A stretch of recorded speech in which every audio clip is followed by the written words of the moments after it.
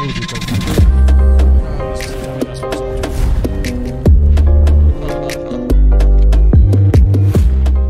Bonjour à tous et bienvenue pour un nouvel épisode de mon podcast BC Podcast. Avant de commencer, comme toujours, suivez-moi sur Instagram, sur YouTube, sur Apple Podcast, sur Spotify en tant que BC Podcast. Merci. Aujourd'hui, on va parler de basket. On va continuer notre série consacrée au basket avec un international suisse, un joueur qui a pas mal voyagé dans sa carrière sportive et ça va être juste intéressant de comprendre et de savoir son parcours. Florent Steinmann, je te laisse te présenter, nous dire qui tu es, nous dire d'où tu viens, nous dire pourquoi est-ce que tu as choisi le basket. Bonjour à tous, je m'appelle Florent Steinmann, je suis joueur professionnel de basket à Lausanne. Écoute, j'ai commencé à l'âge de 7 ans, le basket, je voulais faire comme mes amis. Et en fait, ce jeu à la base avec mes amis s'est créé en passion. Et petit à petit, c'est devenu mon métier. Donc, c'est un peu un rêve qui est devenu réalité pour moi. Et voilà, mais ça n'a pas été facile. Pourquoi ça n'a pas été facile? Écoute, quand j'étais tout jeune, c'est vrai que pas beaucoup de monde croyait en moi. C'était très dur pour moi. Parce que déjà, de base, je viens de la France. Donc, j'ai fait toutes mes écoles en France. Donc, c'était pas facile pour moi parce que je faisais de 8h à 17h30 l'école. Et après, j'enchaînais 6h jusqu'à 8h, 10h. Les entraînements, personne ne savait que je faisais du basket dans l'école, tu vois. Et c'est vrai qu'à l'époque, quand tu es jeune, etc., tu viens de France, tu fais ton basket en Suisse, tu es considéré comme français, tu n'es pas très bien vu. Ouais.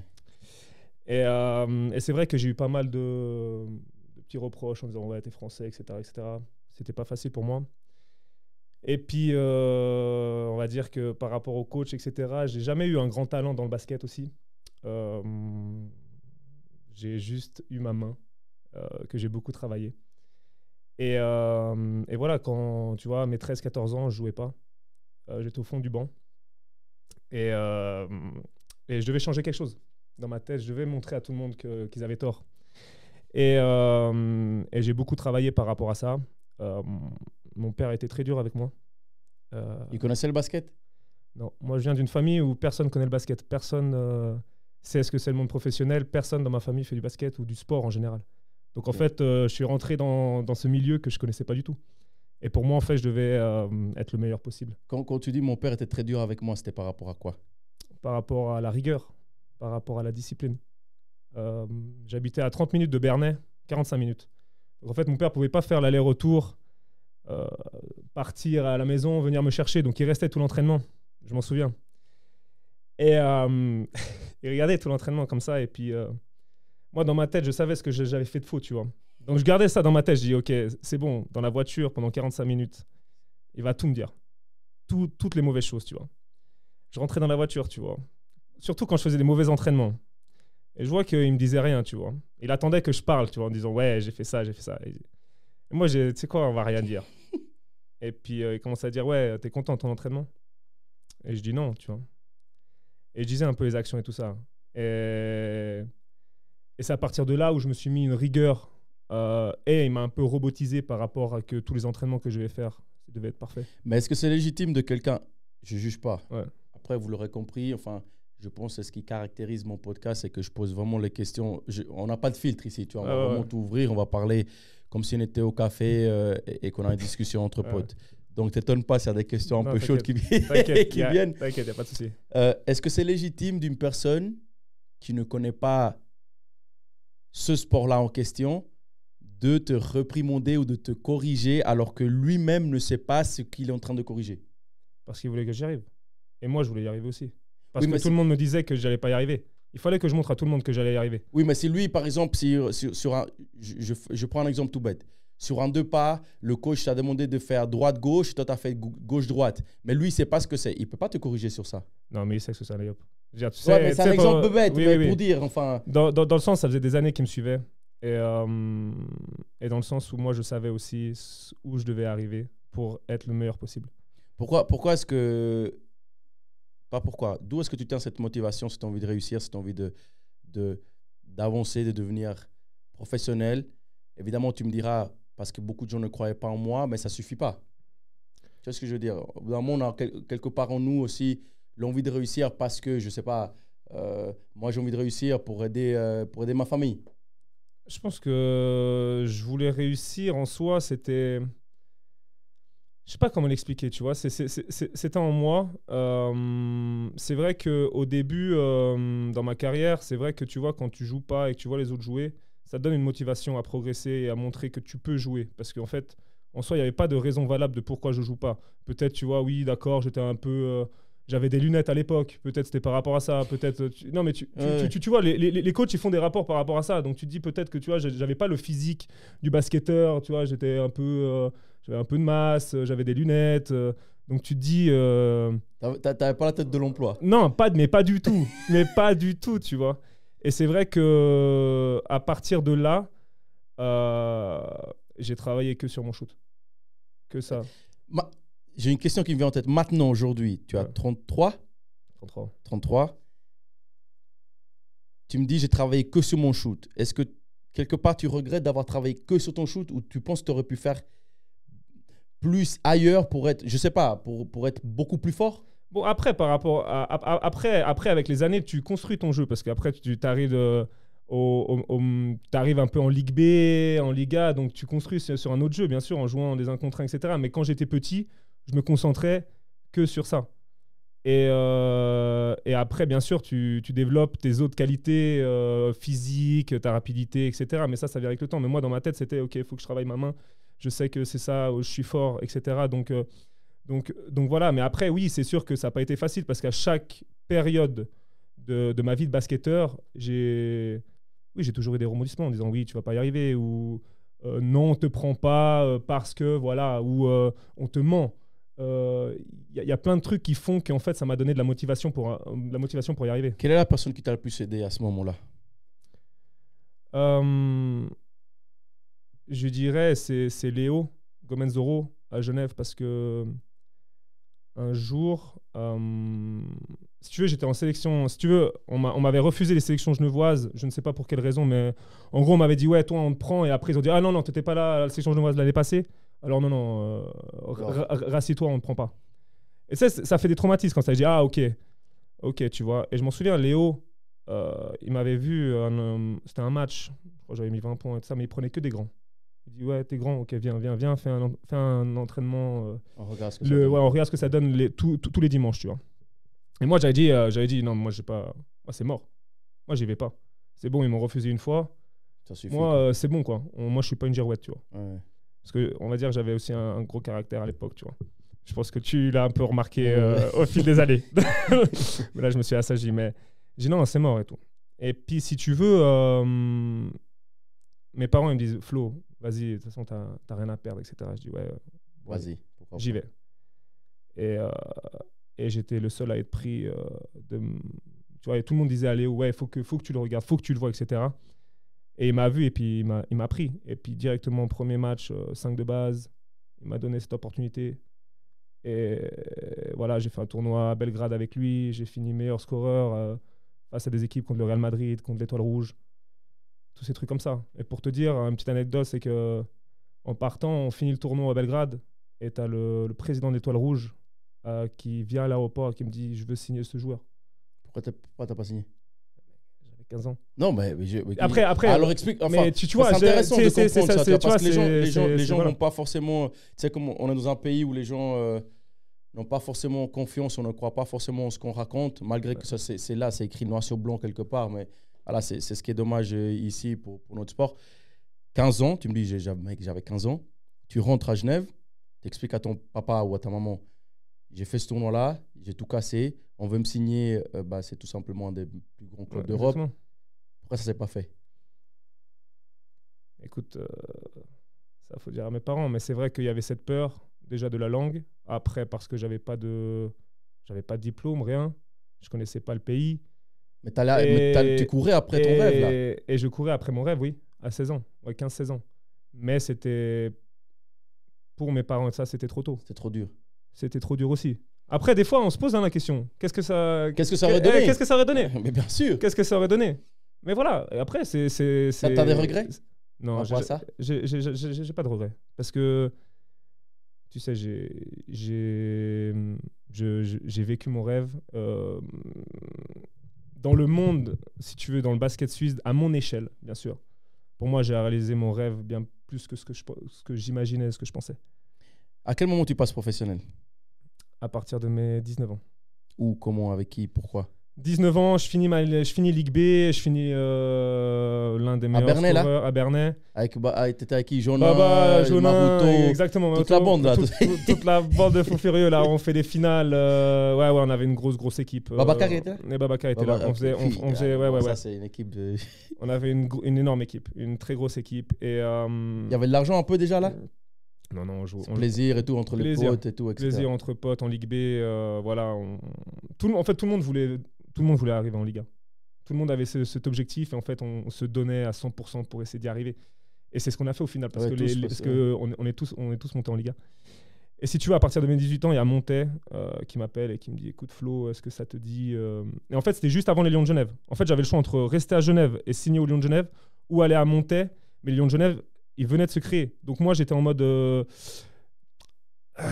qu'est-ce que tu sais pas ce que ça va donner, quoi. Tu sais pas du tout. Tu vois, le projet, tu sais rien. Il y avait rien. Je ne savais rien. Puis Genève, c'est particulier quand même. C'était particulier. Et puis bon, après, j'ai Montet qui me dit ok, il y a ça. Ok, tu vas jouer en junior, tu vas jouer en Ligue B, tu joues en Liga. Et donc pour moi, je dis bon ben. Parce que là, je dis 19 ans. 19, ok. Et je dis bon ben, let's go quoi. Et je fais 3 championnats à Montet. Et puis après, à la fin de Montet, mensonge. Pourquoi? Président. Et puis c'était qui le président? Gros? Bien sûr. Ah, c'était Gros? Ouais, c'était Gros. Ok. Et le coach? Thibaut Petit. Ah, c'est Thibaut. Ok. Mensonge. Tu dis mensonge Par rapport du au président? contrat. Ouais. Par rapport au contrat? Ouais. Ils t'ont pas payé? Non, en soi, à la fin de l'année, on me propose un contrat, etc. Tu sais, toi, tu es naïf, tu dis, bon, bah vas-y, je vais signer le contrat quand je reviens de l'équipe suisse U20. Et tu reviens et dis... C'est fini. Il n'y a pas de contrat, en fait. Tu joues pour le plaisir, enfin... Il n'y a pas de contrat. Donc, en fait, là, je me retrouve à 20 ans, sans contrat, sans rien. Alors, je viens de finir l'équipe suisse U20. Et là, je me dis, OK, qu'est-ce que je fais? Mon agent, j'ai plus... Il répond plus. Il répond plus, fini. Là, tu dis, OK, tu as 20 ans, tu vas où? Bah, tu retournes aux sources. Genève. Donc tu vas à Genève. Ouais. Mais à Genève. Ils t'ont accepté? Bah, ils m'ont accepté, ouais. Mais pour rien du tout. Bah oui, c'est normal. T'es parti. Ouais. C'est normal. C'est entièrement normal. Et là, je signe. Et le coach, il me dit écoute, t'es pas dans mes plans. C'est qui, Roudez? Donc, tu vas pas jouer. Non, c'était. Baksevic? Non. Non, tout au début. Ils l'ont coupé après 4 mois. Bref, c'était un coach? C'est Anne Morge. Ah, Perrin? Perrin. Nom de Dieu. Alors lui, il est sorti dans beaucoup. Ok. Michel Perrin. Et après, au bout de 4 mois, j'ai la chance. Parce que moi, et si tu veux, le jour même où je dis, OK, je peux plus continuer, etc., tu as Boncourt qui me dit, OK, Flo, faut que tu fasses un test. Et je dis, OK, bon, ben, je vais pas continuer. Et le jour où c'est en train de s'organiser pour faire le test, etc., à Boncourt, il se fait couper. Et c'est mon coach de Ligue B, Nebocha. Ouais, Perrin se fait couper, c'est Nebocha qui vient. Et là, Nebocha, il me dit... Reste là, quoi. Reste là. Tu vas avoir ta chance, etc. Et, ça. Et moi, avec Nebocha, c'était mon coach de Ligue B, donc ça se passait tout bien. Et puis à partir de là, je fais 3 ans à Genève. Vous avez gagné? Puis on a gagné 3 trophées. Et voilà, tu vois. Et c'est ouf. Moi, j'ai marqué, évidemment, ma petite série de questions, mais j'ai investigué un peu. Vas-y, dis-moi. Alors, Bernay, Montet, Genève, Neuchâtel, Lugano 2 fois, Fribourg, Vevey, Boncourt, Massagno et maintenant Lausanne, puis Lausanne, pardon. Ça fait beaucoup de clubs dans une carrière. Mm-hmm. Comment tu m'expliques cela?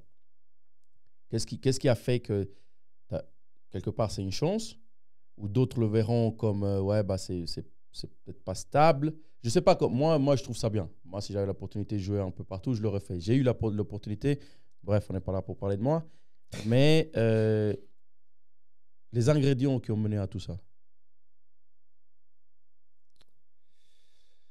Les opportunités. Écoute, déjà, c'est des choix, mais pas spécialement des fois des choix que j'aurais voulu. Dans le sens où il y a certains clubs qui m'ont dit merci, au revoir. Tu vois, faut que tu partes. Et je pense que le club où ça m'a fait le plus mal de partir, c'est Neuchâtel. C'est ma prochaine question. Ouais. Tu veux parler de ta question ou... Non, tu peux finir après. Je te la... Pourquoi Neuchâtel? Je vais te dire pourquoi. 2016, hein, 2016. Bah, la question, c'était, ouais, tu étais à ton pic. Tu étais super fort. Enfin, je dis pas que tu n'es pas fort. Maintenant, tu étais vraiment au top de ta forme, au top de ton art. Ouais. Tu pars à Lugano. Pourquoi? Tu sais que tout le monde m'a reproché ce départ. Tout le monde pensait que c'était moi, etc. Parce que apparemment j'allais prendre plus d'argent, etc. à Lugano, alors que c'est entièrement faux. C'est qui le coach là-bas? Manu Schmidt. Manu Schmidt, ok. Donc, alors explique-moi, c'est intéressant de comprendre. Alors, vous venez de faire deux finales, je crois, deux finales de suite de championnat. Vous les perdez là avec les Savoie et consorts là. On fait 2 finales de championnat et une finale de coupe. Contre Lugano, on perd les 3. Alors que Neuchâtel avait jamais fait de finale de toute leur. Ouais, ils n'avaient rien fait du tout. Ouais. Écoute, comment te dire? C'est, comme a dit Manu Schmidt, c'est la fin d'un cycle. Et malheureusement, je pense que c'est le plus grand de mes regrets parce que je me suis dit, s'ils avaient gardé cette équipe, je pense qu'on aurait pu faire quelque chose de grandiose. Parce qu'on jouait à l'époque à 6 et on va en finale contre le Grand Fribourg, qui jouait à 10. Ouais. Et pourquoi je suis parti? Parce qu'ils ne voulaient plus de nous, tout simplement. Tu dis nous, c'est qui les autres? Babacar, moi, Jules. À l'époque, il y avait... ils ont juste gardé Tony et puis Brian. Ça va. Ok. Tu l'as mal pris? J'étais déçu. Pourquoi? Parce que pour moi, on avait fait 3 finales en 2 ans. Vous méritez d'avoir votre chance, continuez. Pour moi, on avait mérité qu'ils gardent l'ossature. Parce que on avait fait quelque chose de grandiose. Et c'est dommage. Et après, bah voilà, le seul contrat c'était Lugano. Donc en fait, si tu veux, j'avais plus le club. Il m'a dit merci, au revoir Flo. Ok, et puis pourtant, j'avais fait ma meilleure saison individuelle à l'époque. L'une des meilleures saisons aussi collectives parce qu'on avait fait 3 finales et on n'avait pas beaucoup de moyens à l'époque. Est-ce que tu penses maintenant avec du recul, on est en 2024 maintenant, ça c'est 2016, 8 ans, putain, je suis bon en maths, qu'il y avait quelque chose d'autre selon toi? Bien sûr. Que ce ne soit pas l'aspect sportif? Bien sûr. Alors que tu n'as pas la réputation d'être un mauvais gars. Oui, évidemment, sur le terrain, on est tous des connards. Moi, je suis le pire des connards. Façon de parler. Hein. Oui, non, moi, je vais aller à la guerre contre toi. Après la match, on se serre la main, ça s'arrête là. Tu vois. Bien sûr. Mais en tant que personne vraiment hors du basket, personne n'a rien à dire sur toi. Tu es une bonne personne. Tu es un gars qui rigole tout le temps, etc. Moi, j'ai l'occasion de le partager avec toi maintenant parce qu'on joue ensemble. Pourquoi? Enfin, dans le sens, comment ça se fait? Enfin, moi, j'arrive pas à m'expliquer, tu vois. Évidemment, je ne sais pas si tu peux parler de ça, si tu es ouvert à parler de ça. Je ne sais pas. Vraiment, moi, j'essaie vraiment de comprendre. Moi, je me dis, je ne sais pas qu'il y a une blessure grave. Tu sors de ta meilleure saison et individuellement et collectivement. Quoi demander de plus, mec? Le coach ne t'aimait pas? Le club, le président? Je ne sais pas si je peux te le dire ça en podcast. Ok. Donc, c'était par rapport au coach? Il y a eu quelque chose. Il y a eu quelque chose. Tu ne peux pas en parler, il y a eu quelque chose. Ok. Tu aurais préféré rester? J'aurais préféré rester. Tu devais rester? Je devais rester. Ok. 2021. 2022. Tu sors de une de meilleures saisons. Mais tu as fait beaucoup de meilleures saisons, à Lugano avec 16 points de moyenne. Je suis, il n'y en a pas beaucoup qui sont capables de faire ça. Et tu fais une saison blanche. Ouais. Déjà, j'aimerais aussi en revenir après, aussi juste avant, que je fasse ma meilleure saison. Oui. Parce que c'est important que je te le dise aussi. Explique-moi, on est là pour ça. Je fais la Champions League avec Fribourg. Première fois dans quasiment qu'on fait la Champions League en Suisse. Vous allez en quart de finale là? Non, on se qualifie pour la Champions League et c'est la première fois qu'une équipe suisse se qualifie pour la Champions League. Champions League, pas l'Eurocup, ni l'Euro Challenge, Champions League. Il faut juste l'Euro de l'Euroleague. Faut bien préciser. À l'époque. Faut bien préciser. Donc on joue contre des équipes Nanterre, Venise, Tenerife, on joue contre des grosses équipes. Je me blesse. Playoff, je me fais fracture du 5e métatarse. Donc je me casse le pied. J'essaye de revenir à mon maximum. Je fais tout pour revenir. Là, j'ai aucun contrat.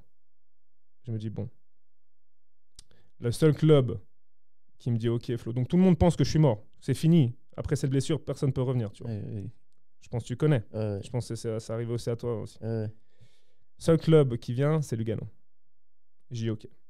Donc Lugano me propose. Moi, dans ma tête, c'était OK. Je vais leur montrer. Ah, évidemment. Bien sûr. Donc là, je reviens et comme tu dis, je fais une grosse saison. Etc. Et là, justement, donc, je fais une énorme saison après ma blessure de 5e métatarse. Donc je ne joue pas pendant 1 an. Je reviens à Lugano. Je fais l'une de mes meilleures saisons individuellement. Et puis, collectivement, on n'est pas ridicule parce qu'on finit, on fait les playoffs contre Massagno et on perd de rien du tout après prolongation à la maison. Donc, on fait une bonne saison collective. Fini la saison à Lugano, je me dis, bon, je fais une grosse saison individuelle. Je me dis, ça va repartir, tu vois. Et là, je vois pas de contrat. Mais ton agent dans tout ça, il est où? Mais justement, là, il parle avec les clubs et tout ça, et puis il dit, Flo, personne ne me veut. Et je comprends pas pourquoi. Tu penses que c'est vrai? Je pense. Okay. Mais attends, parce qu'après, on me dit, et Lugano me dit d'attendre. Attends, on n'a pas d'argent, attends, ça va venir. Donc moi, j'attends sur Lugano. Je me dis, attends, OK. Ils m'ont fait confiance parce qu'ils m'ont donné la chance de revenir. Ça va venir, quoi. Ouais, ça va venir. On va trouver le truc, quoi. J'ai rien. Et j'ai Genève. Et je fais le retour à la maison. Moi, je dis à Emma, écoute, allez, vas-y, on se fait un petit retour à la maison, etc. Et je vois le contrat. C'était bien, quoi. C'est pas bien. Ah, c'était pas bien? C'était, je crois, 1500 francs. Non, c'est pas vrai, ça. Si je te le dis. Mais mec, tu veux que je fasse quoi? Mais ça, avec ça... Tu veux que je fasse quoi? Tu veux que j'accepte? Et là, je me dis, attends. Donc là, j'avais quel âge? J'avais 29, 30. Je me dis, mais attends. Je fais quoi? Je peux pas accepter. Je peux pas accepter. Qu'est-ce que je peux pas accepter? C'est pas possible. Donc là, en fait, je me retrouve avec un contrat qui est Genève. Est-ce que ça t'appelle ça un contrat? C'est du défraiement, ça. Donc tu fais quoi? Donc tu fais une saison blanche et t'attends. Moi. Donc t'attends. Lugano qui dit attends. Imad qui me dit attends, ça va venir et tout ça un peu plus. T'as décembre. Janvier, février. T'as rien. Tu l'as vécu comment, ça, cette étape? C'était dur. Tu dis mais pourquoi? Qu'est-ce que je peux faire de plus? Qu'est-ce que j'ai fait? En fait, moi, j'avais rien à me reprocher parce que j'avais tout donné. Mais après, j'étais là en mode, OK, statistiquement, individuellement, c'était bien. Collectivement, j'ai aidé Lugano. En fait, vous voulez quoi de plus? C'est quoi? C'est quoi qui vous faut? Et tu comprends pas, en fait. Tu es là, t'attends un coup de fil et tu te dis, mais... Comment on sort de ça à niveau mental? Si tu me dis une année, une saison, c'est 10 mois, plus les 2 mois d'été, c'est une année civile, presque. Tu vois, au début, tu dis, bon, ça va venir et tout ça, tu essaies de te changer d'idée. Puis après, tu vas travailler. Donc, tu fais... C'est dur. Hein. Donc, tu vois, et surtout, ce qui était dur, c'est que, tu vois, je portais des mobiliers de bureau. Oh, putain. Et j'allais dans les mairies, j'allais dans les écoles et tout ça. Et puis, ils me reconnaissaient. Oh, mon Dieu. Ils me disaient, mais, c'est Florent Steinman. Je dis, ah, bonjour, non. Mais, vous faites quoi, là? Et là, je dis, ouais, j'ai pas de contrat. Mais comment ça se fait, tout ça? Tu sais que je dise quoi? Je sais pas. Ça, c'est ma pire crainte, mec, je te jure. Tu vois? Mais c'est dur, hein. Ça a été dur pour moi. Mais on compte sur qui à ce moment-là? Sur ses parents, tu as tes parents. Sur la famille. Mais qui? Tu sais comment c'est avec le basket? On est seul. Tu sais, on vit notre truc comme ça, on est seul, on est dans une bulle. Tu vois, et pour moi, il y avait que la famille, donc je voyais la famille, ils m'aidaient le plus possible. Mais ils savaient très bien que dans ma tête, j'étais pas là. Ouais. J'étais pas présent. Parce que pour moi, tu sais, le basket, depuis l'âge pas de mes 7 ans, mais depuis que je suis tout jeune, c'est toute ma vie. Tu sais, quand je suis chez mes parents, on parle que de basket. C'est basket, basket, basket. On parle que de ça. C'est toute ma vie. Et tout d'un coup, ça s'arrête. Et ça s'arrête du jour au lendemain. Et tu sais même pas pourquoi. À la limite, tu as une raison. Tu dis ok, tu vois. Et là, tu n'as aucune raison. Après, ça t'a relancé comment le truc? Après, j'ai bon cours. J'ai bon cours qui m'appelle. T'as fait 2 ans là? J'ai fait 1 an. 1 an. Avec Etienne Faye. Etienne. Etienne Faye. Il y a bon cours qui m'appelle. Voilà. Pourquoi pas? On part là-bas. Pourquoi pas? On part là-bas. Après, en même temps, on n'avait pas le choix, quoi. Tu veux que j'aille où? Tu veux que j'aille où? J'ai pas de contrat. J'ai bon cours. Donc, tu sais quoi? J'ai vu le contrat, j'ai dit, let's go, je vais les aider, on va essayer de faire un truc bien. Et voilà. Comme avec Lugano. Tu sais, des fois, tu prends. Mais il faut pas croire que tu gagnes des milliers. Tu sais, j'entends beaucoup dire, oui, Florent Stelman, il est cher. Ah, on prend pas Florent Stelman, il est cher. Mais cher de quoi? Si Florent Stelman, il fait des clubs comme Lugano, comme Boncourt, comme Lausanne, quel cher? Au bout d'un moment, tu sais, ils croient que. Après, tu vois, ici, en Suisse, il y a les experts qui pensent tout savoir et qui pensent gérer les intérêts des autres, tu vois, mais la plupart du temps, ils sont 2000% faux sur ce qu'ils pensent, sur ce qu'ils ont comme info, sur ce qu'ils savent, sur comment être un joueur et une personne. Enfin, exactement, bref, mais tu sais très bien, de toute façon, on a la réputation. Nous, ah ouais, tu sais, j'entends beaucoup dire, oui, Flo, tu sais, on te connaît pas, mais sur le terrain, on a l'impression que t'es un connard, comme tu dis. Ou ouais, on t'aime pas, nanana. Et en fait, quand on te connaît, ben t'es un gars bien. Bah, moi, je vais te dire un truc, mec. Bess, il est là, de témoin. C'est fort ce que je veux dire parce que j'aime pas l'exprimer comme ça, mais là, on est entre nous, on a appris à se connaître. Je pense que tu étais un des joueurs que je détestais le plus. Tu sais, moi aussi. Hein. Non, mais vraiment. Flo. mais moi aussi. Tu peux demander. Des fois, quand je jouais contre toi, dans l'équipe où tu étais, mon seul but, c'était. Je lui rentrais dedans. Moi aussi. Mais Hein. sans aucune raison. Après, Flo, j'ai fait un travail sur moi. J'ai la chance j'ai appris à me connaître, j'ai appris à évoluer, j'ai appris à comprendre cette partie de moi et surtout à ne pas juger les personnes sans les connaître. Tu vois. C'est dur de faire ça, c'est très, très dur. Tu vois. Et à partir du moment où j'ai commencé, mais il m'a rien fait, je le connais pas. Et tu sais, il y a ces joueurs que tu les vois sur le terrain, tu les détestes. Mais vraiment, tu as envie juste de te bagarrer contre eux, tu vois. Il dit non. Et puis, c'est à partir de quand tu étais à Boncourt, un jour, je t'ai mis un coup. Oui. J'ai la vidéo. Par derrière. Mais bien sûr, je m'en souviens sur un rebond. Oui. Mais exactement. Je sais, je l'ai aussi. En plus, tu sais que j'avais. J'ai mis un coup et j'ai regardé le match après. Je dis, mais je suis vraiment une merde. Mais tu sais, je me sentais vraiment mal. Et c'est la première fois de ma vie. Pourquoi j'ai fait ça? Le gars, je ne sais pas qui c'est, je ne le connais pas. Et là, j'ai un peu, tu vois, c'est peut-être un déclic. Comme je dis une fois, on a des étapes, on a des déclics. Et là, je dis non, il faut que tu arrêtes. Tu n'es pas le seul, évidemment. Il y en avait d'autres. Et là, il se trouve que on joue ensemble. Et puis, mec, voilà, le premier qui est venu vers moi, quoi, je me souviens, le premier qui est venu vers moi, c'est comment, Brian, tu viens, tu signes et tout. Alors qu'on a des a priori comme ça. Bien et sûr. Puis, putain, laisse ça derrière. Soit tu discutes avec une personne, soit tu apprends à la connaître ou pas. Et après, tu regardes si c'est quelqu'un qui peut t'apporter quelque chose. Et je suis content de le partager parce que, tu sais, ça se ressent, ça. Ça se ressent quand 2 personnes... Je sais pas, j'ai du mal. Mec, tu ne connais pas, viens boire une bière avec moi ou un truc. Et puis, c'est cool que je puisse le partager parce que j'ai la même réputation. Et après, les gens, quand ils apprennent à me connaître, putain, mais t'es incroyable, mec. Tu te prends pas la tête, t'es un gars ouf. Tu vois ce que je veux dire? Donc, franchement, c'était ma petite contribution au truc. Et puis, franchement, ça me fait plaisir de te le dire parce que je trouve que de nos jours, on ne prend pas assez le temps de justement, mec, tu m'aimes pas, tu n'as aucune raison. Discute avec moi ou pose-toi avec moi 5 minutes, tu verras qui je suis à partir du moment où tu partages un moment avec moi, tu choisis, je peux t'apporter quelque chose dans ta vie, oui, non. Fais ta vie et puis ça s'arrête là, tu vois. Sûr. Maintenant, la Nati, tu fais toutes les catégories. Ça aussi, c'est un sujet. Jeune, commence-toi avec les seniors pendant un long moment. Après, tu n'es pas appelé. Après, tu réapparais en 2022 pour ta dernière convocation, etc. etc. Ton expérience avec l'équipe suisse, comment c'était? Fier.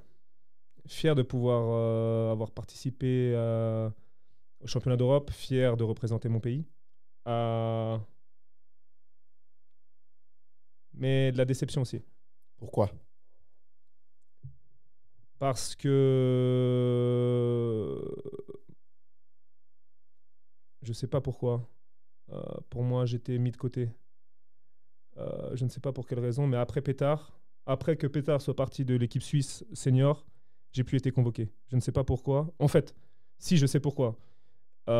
Si tu veux, donc après Pétard, c'est le nouveau coach, Bailari, qui prend l'équipe suisse. Ouais.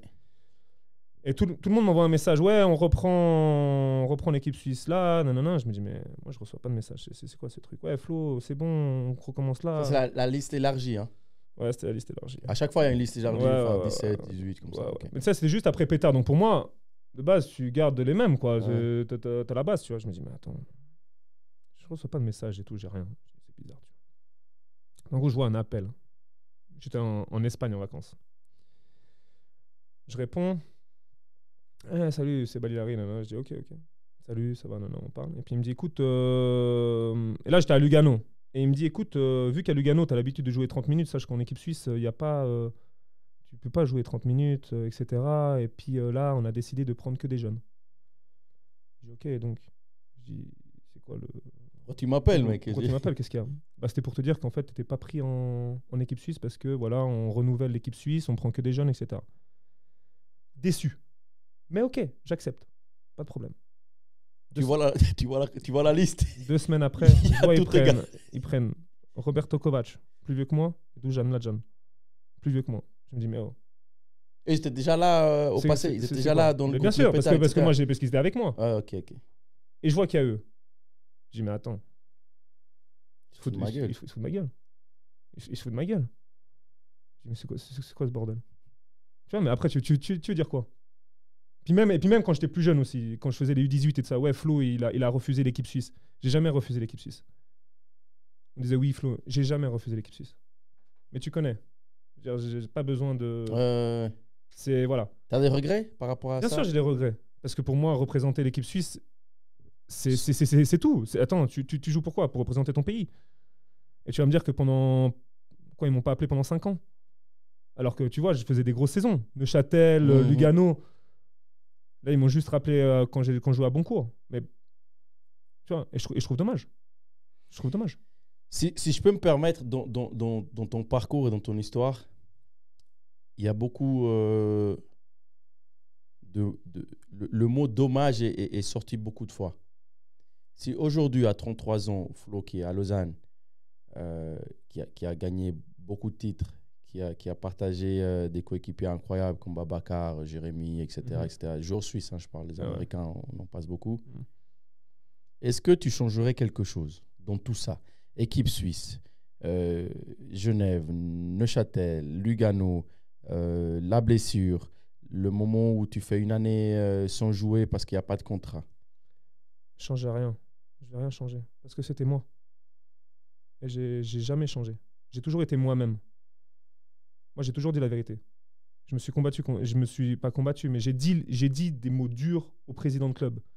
Comme? Qui m'avait menti. C'est des menteurs. Et c'était la vérité. Est-ce que c'est peut-être pas ça qui a fait qu'on t'a fermé des portes? Peut-être. Mais au bout d'un moment, moi, je joue avec mon cœur. Je suis comme ça. Si j'ai confiance en toi, je vais aller à la guerre pour toi. Mais quand je te dis à la guerre, on peut y aller les yeux fermés, on y va. Tu me dis, Flo, j'y vais. Parce que j'ai confiance en toi. Tu me donnes ta confiance, tu vas pas la perdre. Et moi, j'ai toujours été moi-même. Donc, pourquoi j'aurais des regrets? Tu sais, moi, j'ai accompli un rêve d'un gamin de 7 ans. De base, c'était devenir un joueur professionnel, de basket professionnel. Tu vois? Et j'y suis arrivé. Et comme je t'ai dit, malgré qu'on soit en Suisse, malgré que c'est déjà... Ce que j'ai fait, c'est déjà énorme pour moi. Et pour ma famille aussi. Tu sais, récemment, j'ai Mais t'aurais pu faire mieux. J'aurais pu faire mieux. Bien sûr, tout le monde peut faire mieux. Mais tu sais, moi, quand j'ai vu... Tu sais, récemment, j'ai eu une bannière là, à Bernay. Avec mon nom j'ai vu, et mon prénom et tout, avec le nombre de titres, etc. Tu sais, moi, ça m'a rendu fier. Parce que je me suis dit, tu sais, à mon échelle, bien sûr, tu as quand même un truc qui pourra rester toute ta vie dans une salle de basket à Bernay, alors que là-bas, il y a des coachs qui ne croyaient pas en toi. Et là, tu es là, tes parents voient de la bannière. Tu ne te rends même pas à quel point tu es fier d'avoir ça dans une salle de basket. Et pour moi, ça, c'est juste quelque chose qui veut dire beaucoup. Quelle est la suite? Ah, la suite, tu la connais. C'est essayer de gagner un titre avec Lausanne. Et après ça, Ah, bonne question. dans 5 ans, je te vois où? Tu me vois où? Écoute, Coach. écoute, pourquoi pas. Écoute, moi, j'adore partager ma passion. J'adore partager le basket avec les jeunes, etc. Pourquoi pas coach? À voir. En tout cas, c'est ce que je fais un petit peu avec Lausanne en ce moment. Euh, mais j'adore partager ma passion. Et moi, j'essaye d'être le plus présent avec les jeunes parce que nous, à notre époque, je sais pas si toi, tu avais ça, etc. Mais les joueurs pros, ils venaient pas spécialement Ouais, ils vers en nous. avaient rien à carrer. Ils en Ouais. avaient rien à foutre. Donc, tu vois, pour moi, c'est important de partager, de transmettre et de voir qu'on est accessible. Donc, pourquoi pas coach? À réfléchir. Tu as le droit à un mot. Les questions que je vais te poser là. Un mot. Un mot, ok. Ouais, Vas-y. un mot. Ok, Ton ok. meilleur souvenir. Champions League. Ton pire souvenir. Blessure. Le meilleur coach.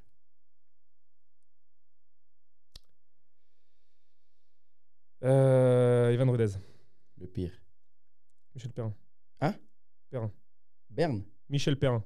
Michel Perrin. Ah, Perrin. Le meilleur coéquipier. Jérémy Jonin. Le pire coéquipier. Il y en a eu beaucoup, je sais, mais. Ça doit être un Américain. Mais lequel Le pire. Qui j'ai pas aimé? Je sais pas. Mais ça c'est un Américain. Mais te dire, Oh, il y en a tellement là. Qui j'ai pas aimé? Je sais pas, je peux pas te dire. Si tu devais choisir Dis-moi. Dusan ou Kovac, En pire? tu dois choisir un des deux.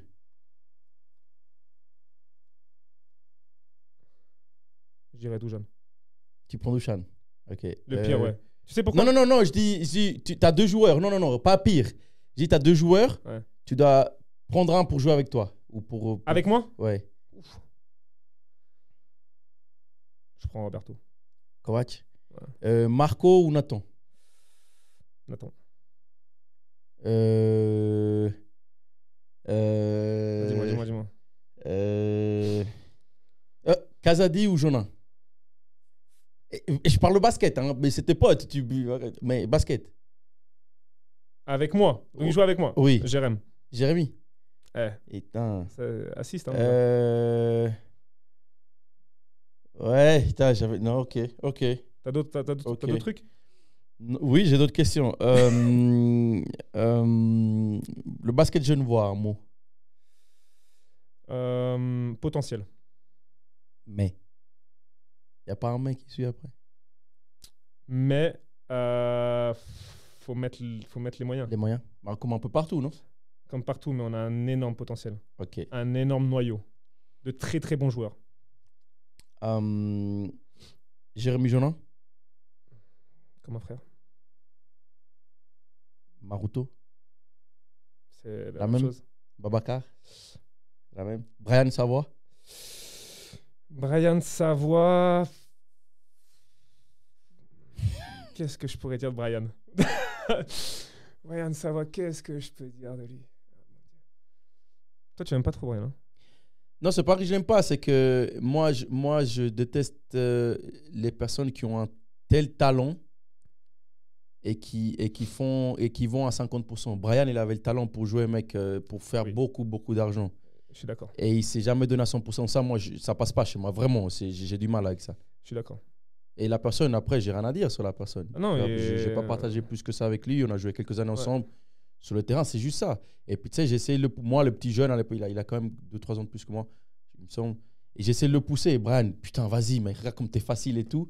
Et j'ai pas réussi. Puis c'est juste ça que je déteste, tu vois. Non, on était fort à Neuchâtel avec lui. Non, il est incroyable. Mais voilà, il y a encore je te demande, Brian Savoie, donne-moi un mot, t'arrives pas à me dire. Il y a talentueux, il y a quelque chose, mais il est fort. C'était un fort joueur. Une personne que tu voudrais voir assise avec moi à discuter, là, ça serait qui? Assis à côté de toi, qui je pourrais dire? Il y a qui peut un peu dire les choses, là?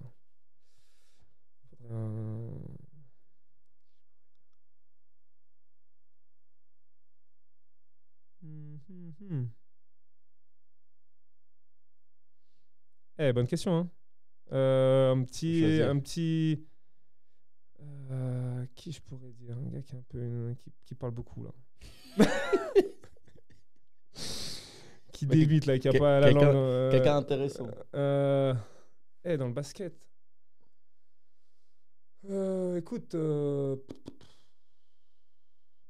pourquoi pas un petit Noé Anabi ou... Putain, non, mec, tu vas venir faire quoi chez moi, espèce de merde. Un petit Noé Anabi ou un petit Clayton, là. Mes petits, là. Ok. Pourquoi pas, pour savoir un peu peut-être les deux ensemble? Ah ouais, ça peut être sympa. Ça peut être pas mal. Ouais, les deux. Ok, parce que je peux dire qu'avec Rudez, les deux là, je pense, je peux te dire, ils ont reçu des trucs. Hein. Ok, je vais faire venir les deux. T'as 30 secondes, comme je dis tout le temps à la fin. Ta caméra est là. Flo, le basketteur professionnel, le fils, l'être humain, le jeune qui essaie de partager des valeurs avec les enfants qui veulent devenir basketteur professionnel. Quel serait ton message de fin? Ce serait de toujours croire en vos rêves et de vous donner les moyens d'y arriver en travaillant très dur. Voilà, et ne pas écouter les gens qui vous rabaissent ou qui disent que vous ne pouvez pas arriver, tout simplement. Flo, je pense qu'on a fait peut-être 40-45 minutes. Je te remercie d'avoir pris le temps de venir partager avec moi.